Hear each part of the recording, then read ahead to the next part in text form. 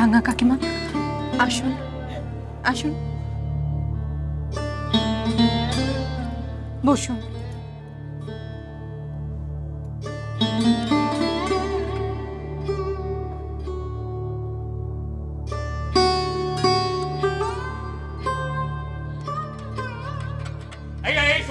আমি কিন্তু এক কথার মানুষ, ওই নিজে চোখে গাড়ি না দেখলে আমি কিন্তু ছেলেকে ছাদনা তলায় পাঠাবো না, আমি বলে দিলাম। কিন্তু কি হয়েছে বাবা, তুমি আমায় বলো, কি নিয়ে এত বল বাবা। এই শুনুন, আপনি কিন্তু আমায় কথা দিয়ে কথার খেলাপ করেছেন। দেখুন আমরা তো চাইনি, আপনি নিজে মুখে এই বলেছিলেন যে ওই নাচ জামাইকে বিয়েতে একটা গাড়ি দেবেন। তা কোথায় গেল সেই গাড়ি? কোথায়? বিয়ামশাই আপনি একটু ঠান্ডা হন। আমি বলছি মাথাটা ঠান্ডা করুন। আমার পিসিমার কথা নচ্চর হয় না, উনি সেরকম মানুষই নন। আচ্ছা, গ্রামের 5 জন লোককে জিজ্ঞেস করুন, উনি যা কথা দেন সেটা রাখার চেষ্টা করেন। এবার একটু দেরি হয়ে যাচ্ছে, এই আর কি, একটু ধৈর্য ধরুন আপনি। তো এখন উনি আপনার পিসি হয়, তাই তো? হ্যাঁ, আপনি তো হয় তরফদারি করবেনই, কিন্তু আমার সঙ্গে যে ঘটনা ঘটেছে সেটা কিন্তু আমি বলবোই। এই দেখুন, আপনার পিসি কবে কাকে কথা দিয়ে কি করেছে কি করেনি অত শত আমার জানার দরকার নেই। আমার সঙ্গে উনি কথার খেলাপ করেছেন। যে বাড়ির লোক কথার খেলাপ করে সেই বাড়িতে আমি আমার ছেলের বিয়ে কিছুতেই যাব না। ও কথা বলো না বাবা, তুমি আমার ছেলের মতো। আমার এত বড় সর্বনাশটা করো না। সত্যি বলছি, গাড়ি কেনা হয়ে গেছে। যদি কাগজ দেখতে চাও দেখাতে পারি। হয়তো এখানে পাঠাতে দেরি হচ্ছে, কিন্তু সামনের হপ্তাহে ঠিক এসে যাবে। সামনের হপ্তাহে? বেশ, তাহলে বিয়েটাও সামনের হপ্তাহেই হবে। একই কথা বলছো তুমি? তাহলে যে আমার নাতনিটা লগ্নভ্রষ্ট হবে, সেইটা তো আপনার আগে ভাবা উচিত ছিল, তাই নয় কি? বিয়ামশাই, আমাদের মস্ত বড় একটা ভুল হয়ে গেছে। আমরা আপনার কাছে ক্ষমা চাইছি, কিন্তু এমনটা করবেন না। পাড়া প্রতিবেশী, বাড়ি শুদ্ধ লোক, গ্রামে সবার কাছে আমাদের আর মুখ দেখাবার উপায় থাকবে না। মান সম্মান বলে আর কিচ্ছু থাকবে না আমাদের। বাবা বাবা বাবা, আপনাদের মান সম্মান আছে আর আমার বুঝি মান সম্মান নেই না? এই যে এত লোককে আমি বলে এনেছিলাম আপনারা বিয়েতে গাড়ি দেবেন, তা কোথায় গাড়ি? কোথায়?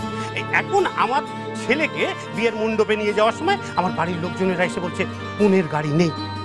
কোথায় গেল সে গাড়ি? কোথায় গাড়ি? আরে মশাই, গাড়ি যদি দিতে নাই পারেন সে কথা আগে জানাবেন তো, তাহলে আমরা অন্যরকম ভাবতাম।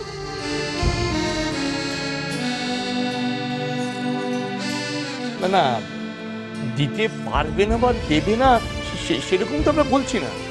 পিসিমা তো বলছেন যে পরে দেবে। বাবা, আমি তোমার থেকে বয়সে বড় হয়েও তোমার কাছে হাত জোড় করছি, আমার নাতনিটাকে লগ্নভ্রষ্ট করো না। ওর জীবনটা শেষ হয়ে যাবে। তুমি তো জানো বাবা, লগ্নভ্রষ্ট মেয়েদের মতো পোড়া কপাল আর হয় না। আমার নাতনি সেই দশা করো না বাবা, আমি তোমার হাতে ধরে বলছি। বেশ, দেখুন আপনার নাতনিকে আমার ছেলে বিয়ে করবে।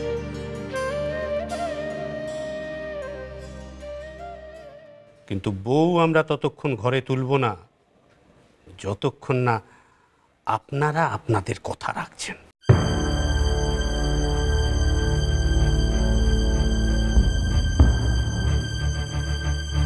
এই কথা আপনারা বলতে পারেন না।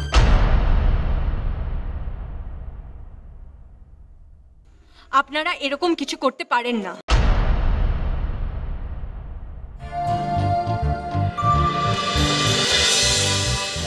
জানেন না, কাউকে পণের জন্য চাপ দেওয়া যায় না। এটা শুধু অন্যায় নয়, আইনের চোখে অপরাধ।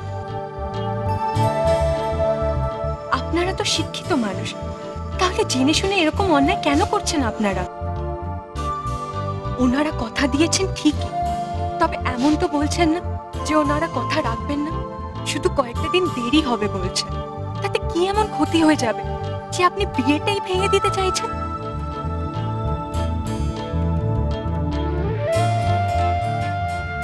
কেন আপনারা ওনাদের উপর এরকম জোর করছেন?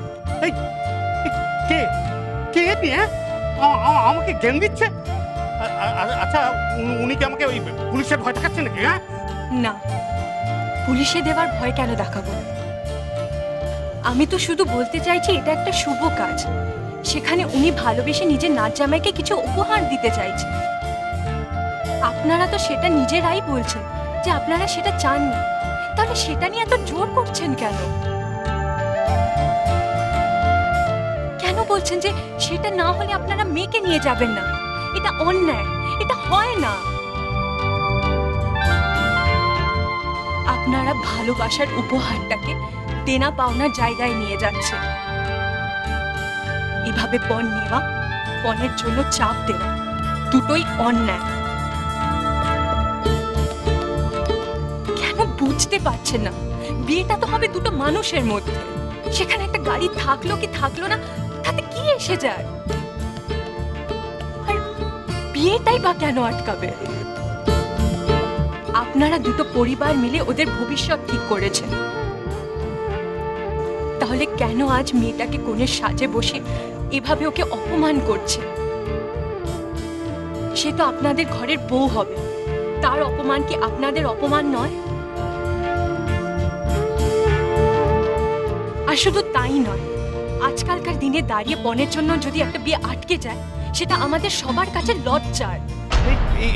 কি ব্যাপার বলুন তো? হ্যাঁ, কি ব্যাপার? কি এখন কি আমায় ওনার কাছ থেকে শিখতে হবে বিয়ে মানে কি, কোনটা নেই কোনটা অন্যায়?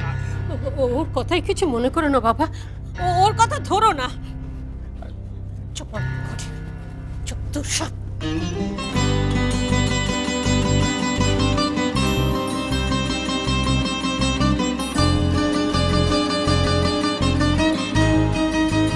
কি ভেবেছো?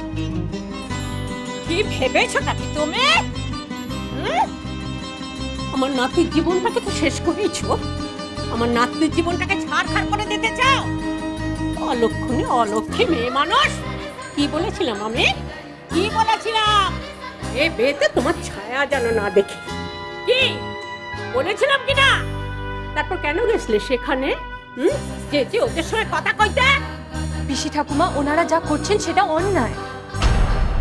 না, এই অন্যায়ের পাহাড় হাত করে কি আমি আমার উঠোনে তোমায় দাঁড় করিয়েছি? সবটার মধ্যে বক্তৃতা না দিলে হয় না, তাই না?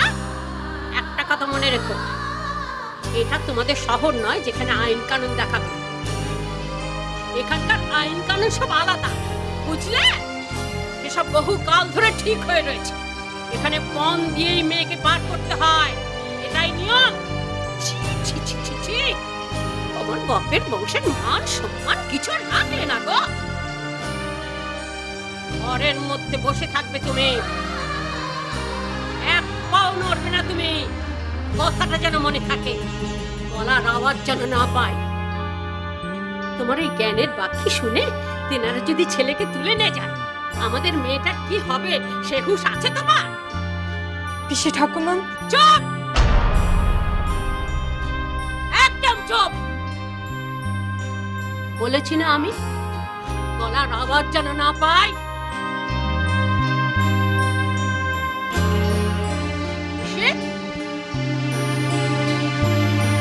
ভালো কথা বলছি, বউকে সামলা, যেমন করি হোক যে কোনো একটা ঘরে আটকে রাখ। তুই যদি না পারিস আমাকে বল, আমি শিকড়টা তুলে দিয়ে যাচ্ছি। প্লিজ কিছু একটা করো, এভাবে কুমুদের বিয়ে ভেঙে যেতে দিও না। কিছুভাবে ওদের থামাও, প্লিজ প্লিজ কিছু একটা করো। এভাবে চুপ করে থেকো না, কিছু একটা করো। যেটা হচ্ছে সেটা অন্যায়। প্লিজ প্লিজ কিছু একটা করো।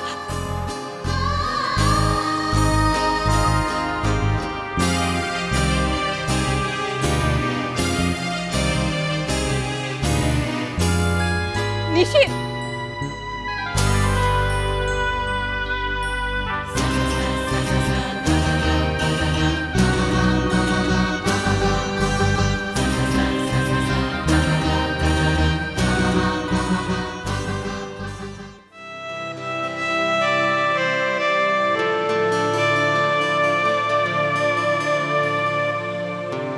নমস্কার। আমি কুমুদের বড় বৌদি। তোমার সঙ্গে আমার কথা ছিল।